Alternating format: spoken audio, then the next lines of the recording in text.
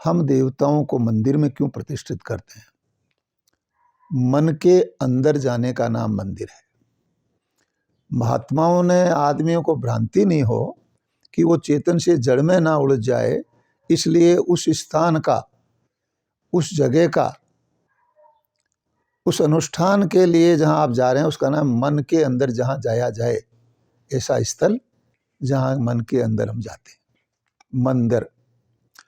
अब मंदिर में आप देखते हैं कि एक तो उसका बाहरी आकार है, परिसर है मंदिर की, हमारी देह मंदिर की परिसर है।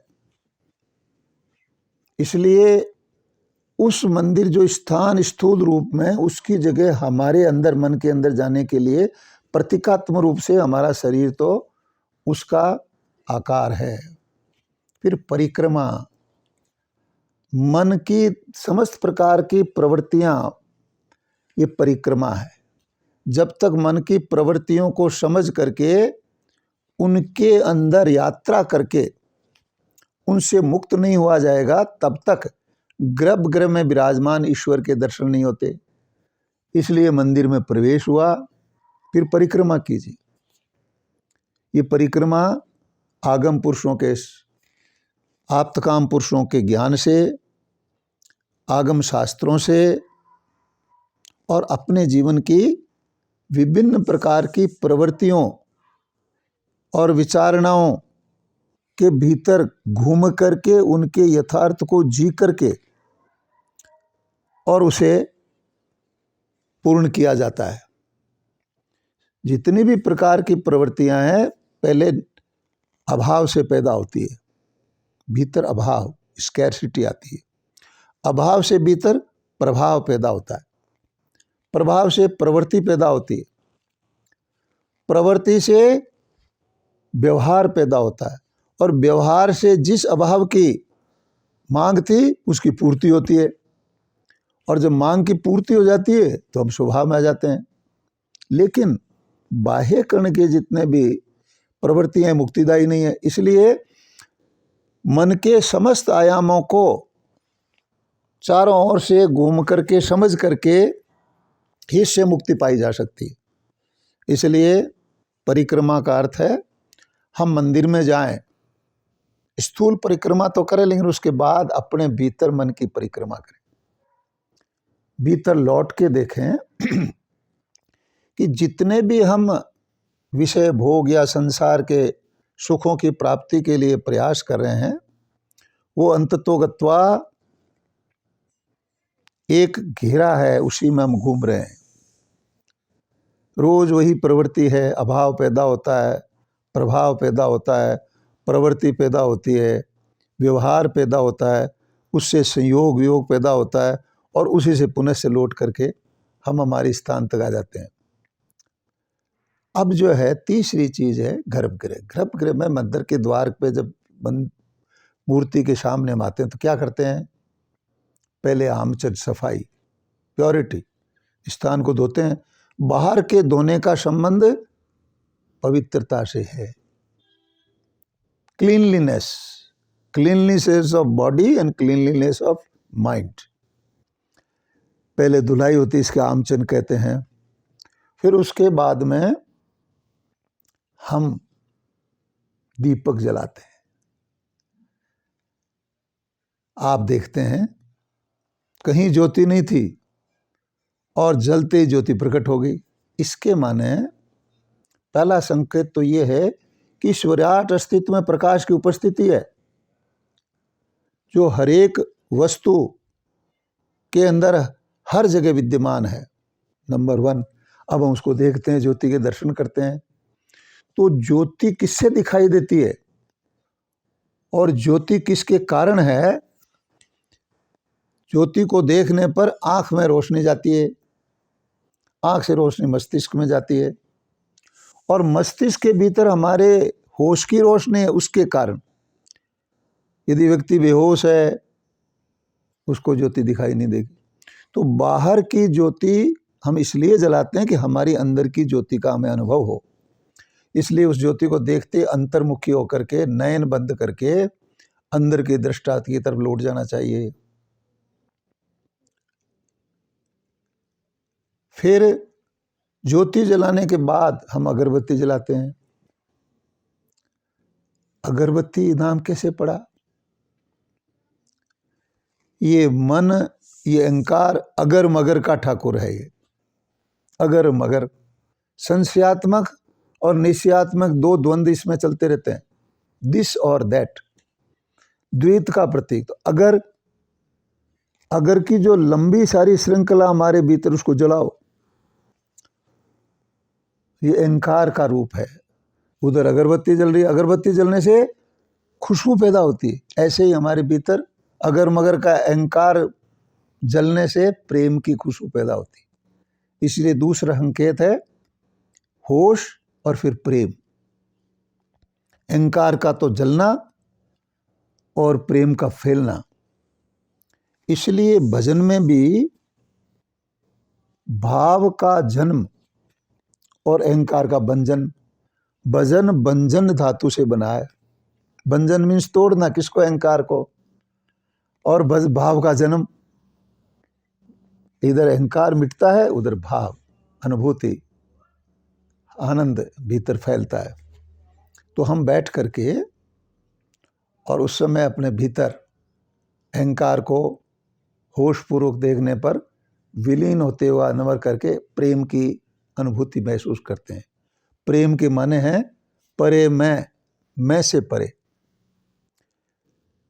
प्रेम का शब्द का अर्थ राग से नहीं है। प्रेम शब्द का अर्थ वासना से नहीं है। प्रेम का अर्थ है परे मैं, अवे फ्रॉम ईगो। तो जब हम बैठ करके अपने भीतर के होश से अंतःकरण की तरफ अभिमुख होंगे, अहंकार कम होगा। अहंकार ज्यों ज्यों खत्म होता जाएगा, ज्यों ज्यों अपने भीतर प्रेम, अवे फ्रॉम द ईगो अनुभूति आती जाएगी। और ज्यों ज्यों अवे फ्रॉम द ईगो की अनुभूति आती है, हम सब में व्याप्ति एक ही देखते हैं। इसलिए प्रेम दूसरे को भी अपने अहम मुक्त अस्तित्व का आभास देता है। और फिर मंदिर में हम नाद, मंदिर का डोम हमारे सहस्त्रार के कारण बना है। मंदिरों का जो ऊंचा उठाव बना है, ये ध्यान के लिए मन के अंदर आप जाओगे तो देह के अंदर सहस्त्रार जो है, top of the existence, top of the body and top of the consciousness की तरफ इंगित करने के लिए है। और इन मंदिरों में इस डोम्स को इसलिए भी बनाया जाता था कि ओम की ध्वनि का नाद करने पर, भजनों का उच्चारण मधुरता से करने पर उसका इको आता था, रिफ्लेक्शन वापिस लौट करके। इसलिए ध्यान करते समय, ओंकार का नाद करते समय, ओंकार को पीना है। ओंकार को औरों को सुनाने के लिए नहीं बोलना है। ऐसी कल्पना भी नहीं करनी है कि ईश्वर बाहर बैठा और मैं ओम कर रहा हूँ और उसका कोई लाभ मिल रहा है। ये ओम की ध्वनि स्वतः ही अपने भीतर अपने कोई पीनी है। और उसके पीने से भीतर जो पवित्रता आती है, चित्त शुद्धि आती है, और एक विराट अस्तित्व के अनंत सृष्टा के प्रति समर्पण आता, उसको जीने का माध्यम है। और जब आप ये सब करते हैं तो भीतर मंदिर में देते हैं प्रसाद। ऐसा करते भीतर आनंद का प्रसाद भीतर मिलता है। सांकेतिक रूप से आनंद प्रसाद में आपको या तो पताशा देंगे, पताशा गोल है, निराकार है। ईश्वर निराकार इसका संकेत है। पताशा सफेद है, ईश्वर पवित्र है। और पताशा मधुर है, इसका मतलब ईश्वर आनंद का स्वरूप है। आनंद का दूसरा नाम ईश्वर है। तो वो सांकेतिक है, निराकार, शुद्ध और मधुर।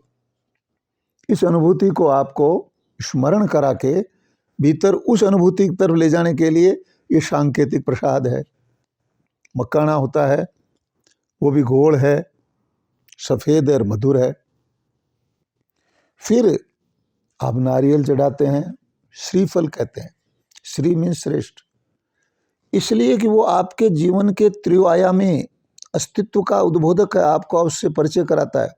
स्थूल ऊपर की जो रेशे हैं, ये हमारे स्थूल संसार की तरह इतना बड़ा आवरण है, और इसके भीतर हमारा बाह्य कण, स्थूल जगत के भीतर हमारा अहंकार है, वो हार्ड कोर ऑफ द नारियल। नारियल का जो कठोर हिस्सा है वो हमारे अहंकार का प्रतीक है, खोपरा कहते हैं। अंदर गिरी है, खोपरा किस लिए और खोपड़ी दोनों का, खोपड़ी और खोपरा। खोपड़ी शब्द क्यों बना है कि इसके अंदर हमारा अहंकार संग्रहित होता है, जीवन को खो के गिर जाती है। खोपड़ी खो करके गिर गई, तो वहां उस अहंकार को, मंदिर में जाते हैं तो पहले छिलके को हटाएंगे, यानी स्थूल जगत को समझेंगे, स्थूल जगत की आसक्ति से अपन मुक्त होंगे, फिर उसके बाद में अहंकार को तोड़ेंगे। उसको तोड़ना हार्ड है, तो वो साधना मार्ग है कि हम अपने अहंकार को समझें और उसको विसर्जित करें। और जब अहंकार मिट जाएगा तो भीतर आप देखते हैं उस गोल टरपोटी के अंदर 3 अक्ष हैं, सतोगुण, रजोगुण, तमोगुण। हमारे इन 3 गुणों के कारण हमारा संबंध जो है चेतना का हमारे इस बाह्य कण के जगत के साथ है, अहंकार के साथ। तो 3 गुणों के प्रतीक वहाँ 3 अक्ष हैं उस हार्ड कोर ऑफ नारियल के अंदर, उसको प्रतीकात्मक। और फिर अंदर जो गिरी निकलती है गोल निराकार, फिर सफेद पवित्र, और फिर खाने में मधुर। इस संकेत से उसको श्रीफल कहा कि आप जीवन के तीनों आयामों को स्मरण करके, समझ करके, और इनके उन्नयन का आयाम आप संचालित करें। मंदिर में जाने के बाद जब आप जाग गए, जब आपका अहंकार विसर्जित हुआ, आप में प्रेम की स्फुरना हुई और आनंद की अनुभूति हुई, इन तीनों चीज़ों को लेकर लौटते हैं। उससे फिर इस ब्रह्मांड के मंदिर में भी धीरे धीरे समायोजित करना है, जीवन के अंदर ही उतरे। इसी लक्ष्य से मूर्तिमान जितने भी हमारी प्रतिमाएं हैं उनके 2 आयाम है, यानी हमारे आध्यात्म की आत्यंतिक अनुभूति में कण कण में भगवान है। इसलिए जो चेतना पत्थर की मूर्ति में भी उस अस्तित्व की अनुभूति को, उस परमात्मा की उपस्थिति को अनुभव कर ले, तो उसमें पत्थर जैसी जड़ वस्तु में भी परम चैतन्य समाहित है, और वही परम चैतन्य हमारे में समाहित है। दोनों के बीच में, जड़ और चेतन के बीच में भेद बिल्कुल मिट जाए और समष्टि में व्याप्त उस परमात्मा की उपस्थिति को हम देखें, ये तो बोधगम्य भाव है।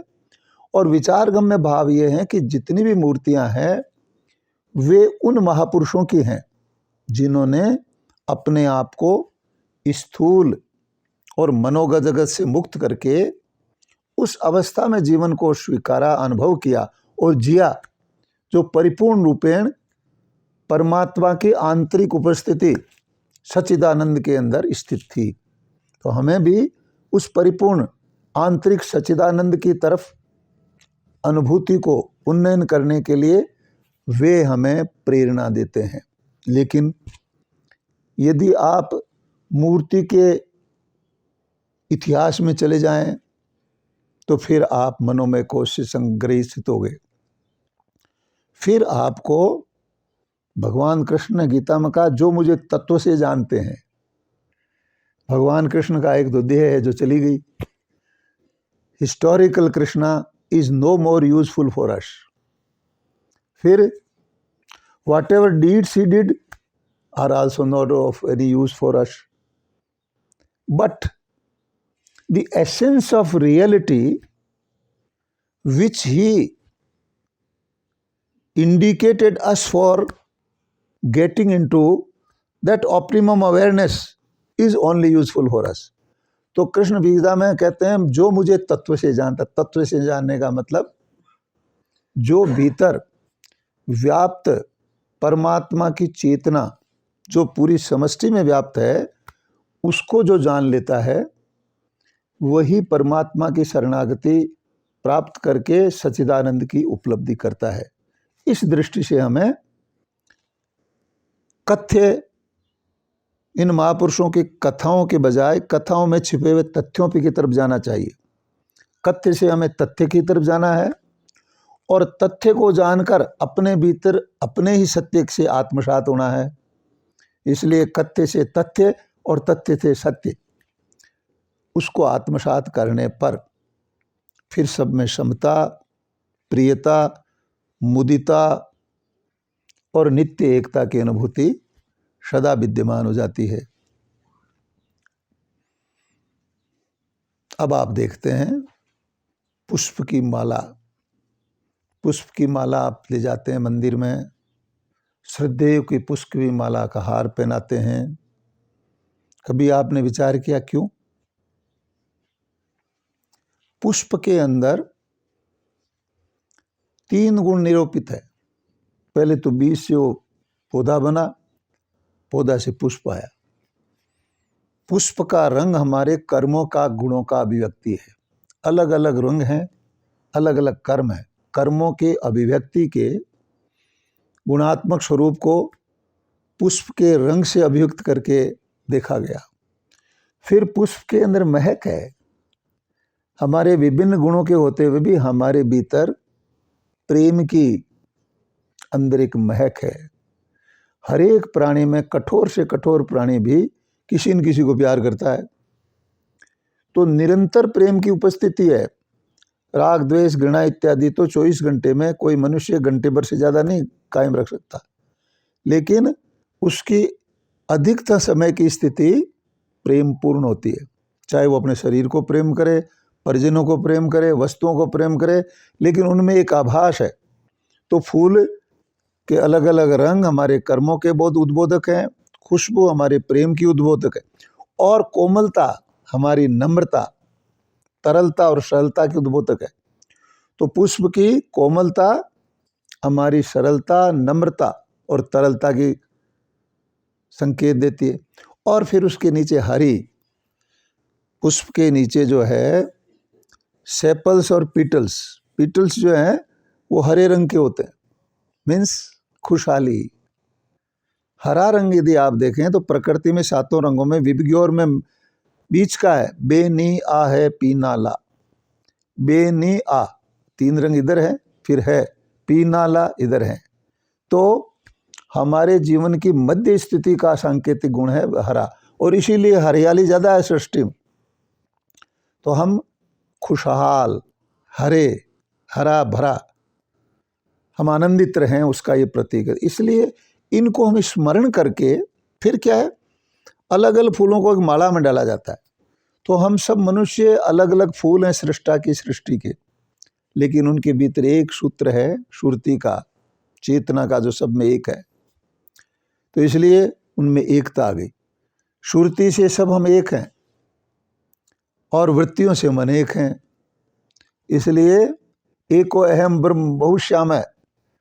एक निरंतर नित्य ज्योतिगत चेतना का हमारे सब में अस्तित्व, ये धागे का प्रतीक है। और धागा सफ़ेद है, वो कैसा पवित्र है, और उसके अंदर जाने से हम सब एक दूसरे से जुड़ जाते हैं। उसकी पवित्रता का भाव जब चेतना में हमारे प्रतिष्ठित होता है तो अब में सभी फूलों में एकता महसूस होती। अब उसको कहाँ पहनाते हैं? हृदय पर। ये हृदय का हार है। हार शब्द का क्या अर्थ है? अहंकार से मिट जाना। अपबल, तपबल और बाहुबल, चौथो है बलदाम। सूर श्याम सब होते संबल, हारे को हरिनाम। जो अहंकार को मिटा लेता है उसको परमात्मा की अनुभूति का आस्वादन होता है। इसलिए हार हृदय पर और हार, ये हमारे मंदिरों का महात्म्य है। प्रेरणास्पद, symbolic, sensible representation of inner, आंतरिक वैभव, आंतरिक शुद्धि, आंतरिक आनंद और आंतरिक साधना मार्ग के प्रतीकात्मक द्योतक के रूप में मंदिर और मंदिर की मूर्तियां और उनके अनुष्ठान है।